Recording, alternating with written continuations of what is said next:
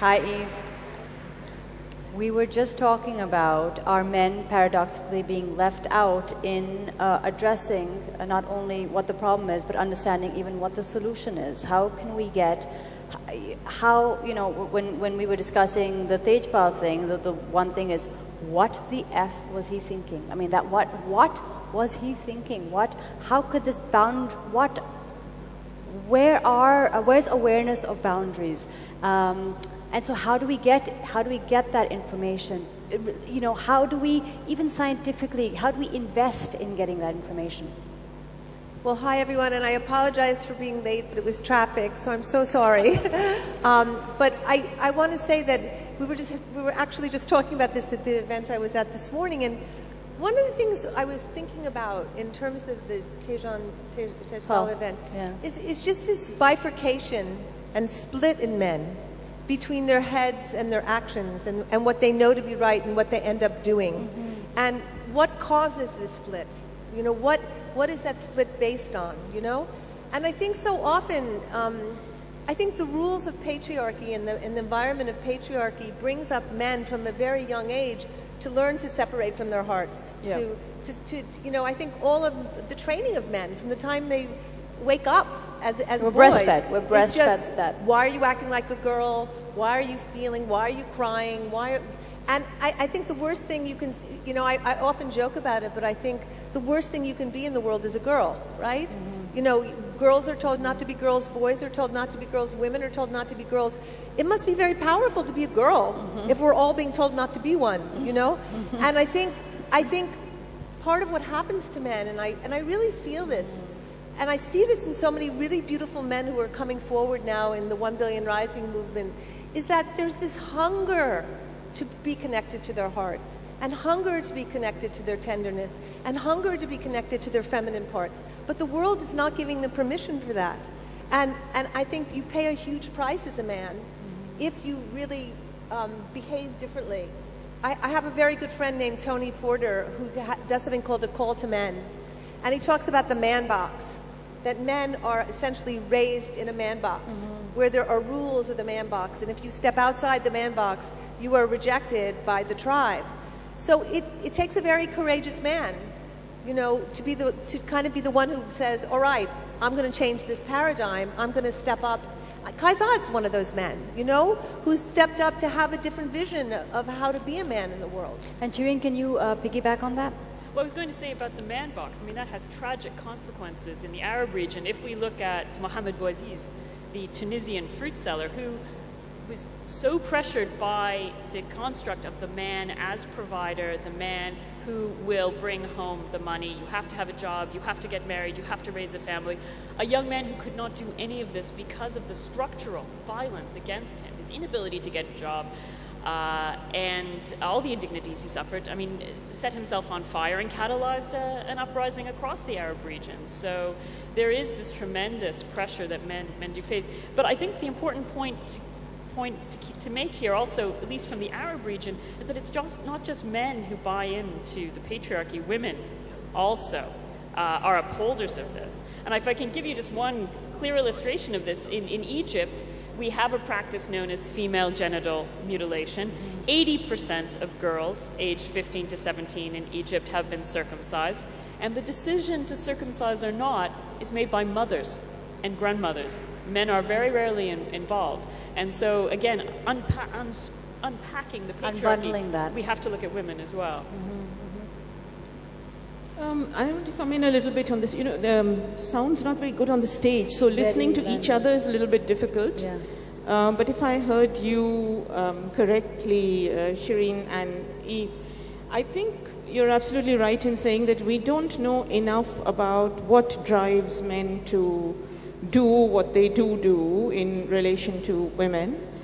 I think in some ways the discrimination and violence towards women is so deeply naturalized in their minds that they don't even see it. I was reading a couple of days ago a report in a rival newspaper, so we won't name it, of something, a study that's come out in the US, which has interviewed men and women about their attitudes to sex and sexual opportunity.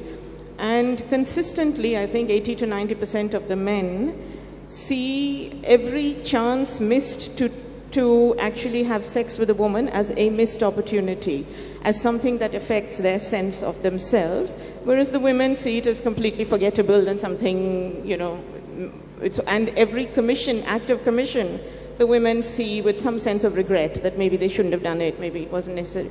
I mean, it's just a very brief report of the study. But in some ways it is so naturalized, and I want to give you an example, which is a slightly facetious example, but it just reveals this. I'm a publisher, and we had some time back formed a group of independent publishers, which had in it about 10 people, 5 women or 6 women and some men, and we are all heads of our own independent companies. And at our very first meeting, the 5 female CEOs, if you like to call them that, had arrived on time. None of the men had turned up. And when the first man turned up 10 minutes late, he flung open the door and he looked at all of us and he said, "Oh, nobody's come." And all of us just looked at him in shock and horror, thinking, he can't even see us. I mean, where do you begin if they damn well don't even see you, So I think that's really, when they don't see you, it's so much easier to dismiss you because they only see you in a particular way. But I think also the question that I would pose is to go a little bit further. If we are saying, as Shireen says, that if men have been abused in their childhood, if they've had very difficult lives, if they've been brutalized, etc., if they have seen the sexual violation of women in their homes, they are much more likely to do this. Now the point is, women have also seen this. Why don't women behave in the same way? That's a question we need to ask. We need to further ask whether in same-sex relationships the same kind of power equation obtains. And if it doesn't, why not? That might actually give us some answers to the questions we're asking, because I think if we ask the limited question, what's the flip side? We will only get a partial answer. So we Kezad, really I see you nodding. Go ahead. I think when it comes to the men and violence thing, and from my limited knowledge about same-sex male couples at least, that the levels of hierarchy and violence are sort of replicated in some ways. Now, I don't know whether it's equal or what that is, but they are sort of replicated. I think to be very concise about it, I think we have to look at sort of homophobia as the other side of the coin of misogyny. And I think that's where the male part of it, I think discussion is very important. I think, I honestly could not anymore get inside the head of a rapist to say what makes them do this than I could somebody who murders for money or somebody who privatizes water for their corporation. I cannot fathom those levels of thought. I think what we can do, 2 things in terms of men at least, and women as well, is to stop demonizing sex from a very young age. I think we know this. We know this, that the less you demonize sex, the more you educate people about sex, the less likely they are to, 1, fall into violence and commit violence. So the answer there is quite simple, which is why the Justice Verma Commission was so progressive in saying that let's start this immediately. I think the other thing is that we have to start teaching men about the privilege they enjoy. Even within the hierarchies of class structure and, unemployed men.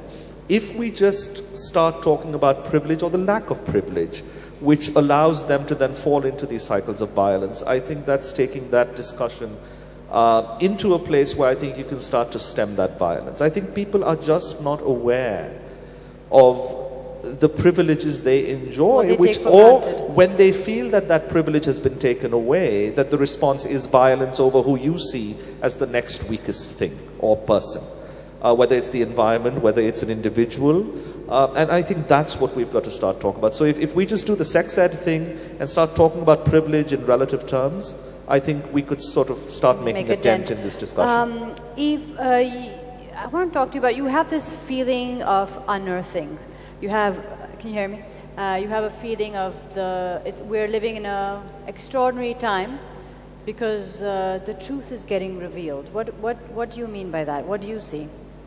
Well, I want to also speak to what you were talking about sex, because I never miss an opportunity to talk about sex. But I think, my experience traveling the world, particularly this last year, and particularly being in India on this time last year was there's kind of this global unearthing happening, this global telling of truths, this global, and it's actually amazing. It's really remarkable. It's scary because suddenly we're realizing the extent of violence against women. We're realizing how epidemic it is. We're realizing what a plague injustice is across the planet.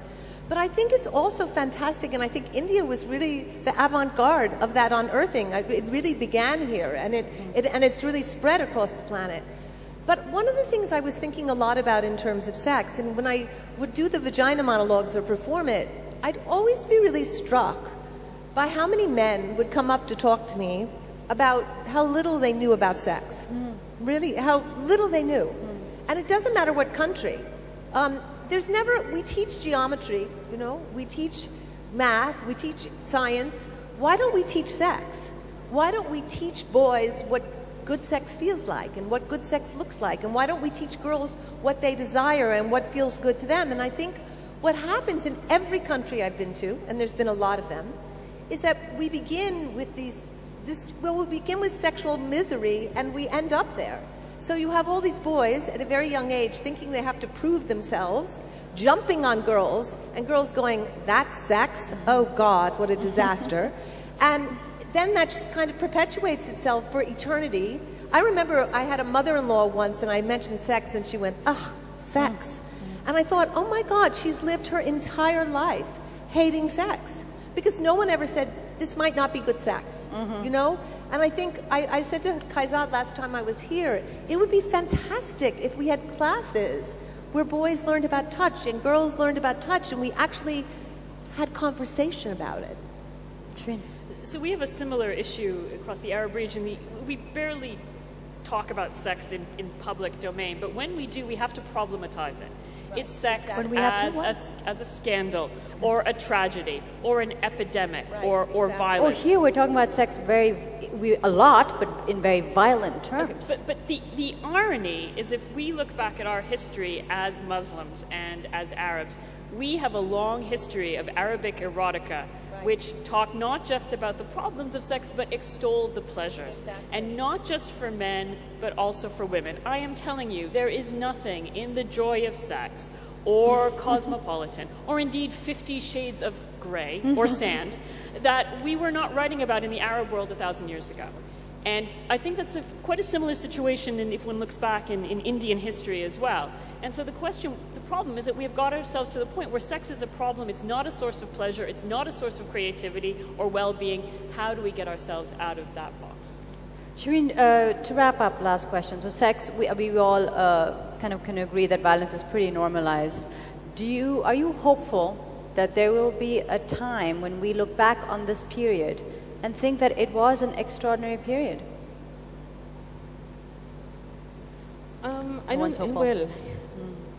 I think I look back, I look on it now and think, yes, it is an extraordinary period, that something's changing, whether it's the discourse or the conversations, whether it's just the air, whether it's the fact that women are willing to speak out more, whether it's the fact that somewhere attitudes are changing. And I don't believe this is only an urban phenomenon, although it is visible much more in urban areas. But I think for me as a feminist, it is a moment which is very exciting, full of possibility, very scary because you can already see the backlash. You can already see, for example, people saying, oh, well, we better not employ women, you know, because they'll raise problems. So you can already see that coming, and that's another battle. So I think one way or another it is an extraordinary moment, and in the history of the feminist movement I think there have been moments like this which have both advanced and sort of changed something. Okay, Kaizad, really quickly, I just want to get a quick... Yeah, I don't, honestly, to be very honest, I don't know what I think about whether this is an extraordinary moment or not. So I want to be honest about that. I do want to say that I think that, you know, patriarchy, this thing that's sort of at the root of it all, it is what really needs in my book, immediate dismantling. I know, however, practically that's much harder to do. But till again, I think we start talking about how you dismantle that from the bottom up. And in a country like India, and I'll just very briefly mention this because we had talked about it, Purna, when we discussed this panel briefly, is that in India, till we start to look at the role of organized religion in the creation of violent structures and systemic structures for women, we're not really going to move very far. We're going to have moments, perhaps, we're going to have periods, perhaps, of, change. But till we get at some of those roots, and to me, organized religion is one of the root causes of this systemic violence that has been going on for thousands of years. Despite the fact that we too have the Kama Sutra and Khajuraho, and we have completely denied that entire history that we have, where sex was pleasurable, and nothing in contemporary literature can compare to some of those descriptions and poses and all that. So till we get at that root, I sort of look at all this as sort of 2 steps forward, 1 back, maybe 1 forward, half back. Band-aids. Yeah, and I think that systemic change is, if I could do and if I knew how, that's where I'd sort of be devoting my energies. That's the only way change happens, is 2 steps forward, 1 step back. I don't think change happens in a linear way. It's not possible. And I just want to make sure that we leave enough time for questions. But just to wrap up, when we look back, will there be a time, because violence is so normal, will we look back and say this was not a normal time? Are you hopeful? Well, I have a particular vantage point being part of a global movement that's ending violence against women. And last year we had the biggest global action in the history of humankind, and 1 billion people wrote.